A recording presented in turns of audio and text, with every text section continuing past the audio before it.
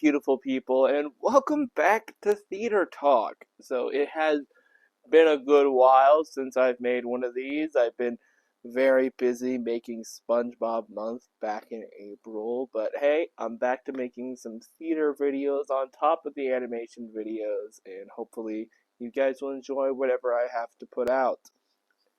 And for this time around, I wanted to talk about a topic of theater that has been heavily debated amongst not just the theater community, but many different people for decades, and that is improv. And since we are making a video all about improv, I feel like I should just make this entire video improvised, off the cuff.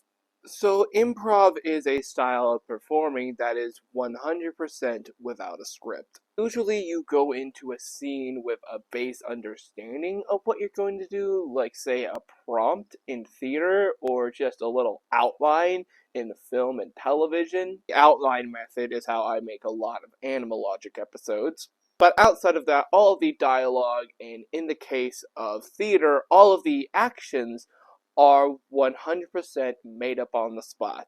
And it is all about the method of yes and. Yes and pretty much meaning that whatever one actor does in the group, the other actor or actors have to go along with it, no questions asked. So now that you have a base understanding on what exactly improv is, I want to talk about what many people have been debating about. Does improv suck? Here's the thing. Improv is just as valuable as any other form of entertainment. It is just as valuable as film, as television, as traditional theater. It is such a valuable medium. And it is an entirely different form of comedy that different types of comedy can come out of. A lot of the times, improv comedy results in absurdism.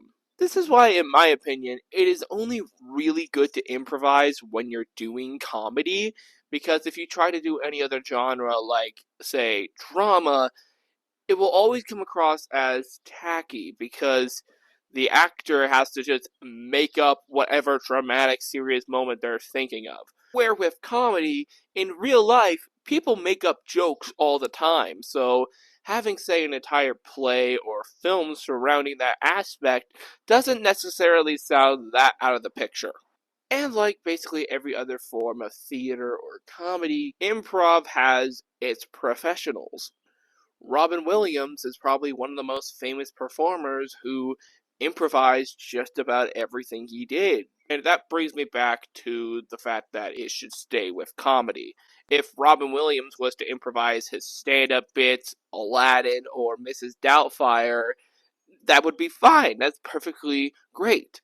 But if he decided to bring his improv to Good Will Hunting or 1 Hour Photo, then it would just come across as awkward, like he didn't know what he was doing. I mean, for Christ's sake, just look at Jack. And bringing all of this back to theater, the reason why I bring this up is because I had just watched a improv comedy show put on by a musical theater company. I won't exactly say what the theater company is, but the thing is, it is a children's theater company that I had worked with in the past, and I wanted to support them with this fundraising improv show.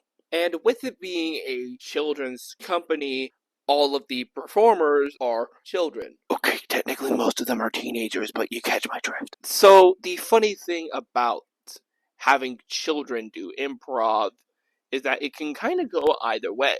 You can have a kid who's just sitting there having no idea what they're doing, or you can have a absolutely loud and abrasive and absurd child just spouting whatever. And yes, there definitely was a couple of those within the show that I watched. The problem with that is that if you get the quiet kid who doesn't know what they're doing, it's going to be awkward. And if you get the loud, abrasive kid who's just all over the place, it won't necessarily be fun, because you get this loud kid who's really just embarrassing themselves. Like fucking Gene Belcher is on stage or something. However, the children that I saw were actually very good and very well trained within the art of improv. Jesus fucking Christ, is that a bee? Yes, there was definitely one or two kids that was really awkward and not very talented. I know that seems rude to say when talking about children, but I'm honestly just expressing my honest opinion as an audience member. And there were a couple ones that felt like they were better than they actually were. But hey, that's just me. But the point is, the grand majority of these young performers knew what they were doing, knew how to do it well enough, and the thing is, even if you didn't like it, you can kind of give them the benefit of the doubt or cut them a little slack because they are kids. And when these kids grow up, they can look back at it and laugh at it a little bit, be like, ha ha ha, wasn't that a little cringe? And I think at the end of the day, that is the true beauty of improv. Yes, it's a little weird and awkward and a little cringe, but then again, that is what makes the entire art form charming to begin with, because it's so damn cringe. What makes you think stuff like Parks and Rec and Diary of a Wimpy Kid caught on so well with audiences? The cringe factor is the charm because it's the relatable aspect. Where with something like improv, having the cringe factor of, say, an actor not necessarily knowing what they're doing adds to the charm of it all, and it ultimately leaves the audience with a bit of a fun experience.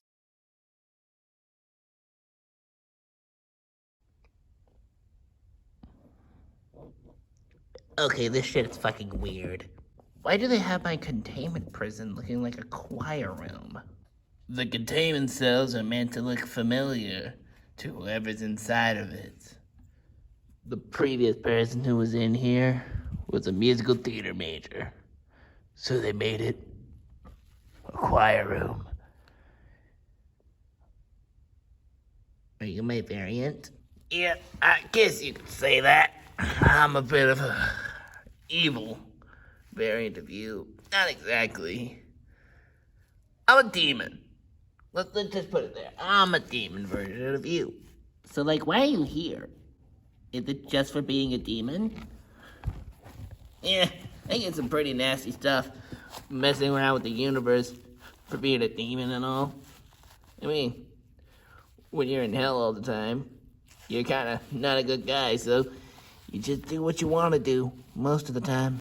So if you're a demon, that means you have, like, magical powers? Yeah. So can you use any of those powers to get me out of here? Sure thing, man. Alrighty, with a flip of my fingers, you can be out of here in just a little jiffy. But wait a minute, if you had the power to get out of here this whole time, then why are you still here? Look, man, if you had to choose between living in here or hell for eternity, I'd choose the goddamn choir room. Okay, that's fair. Alrighty. Alaka pop. Finally, I can get some peace and fucking quiet.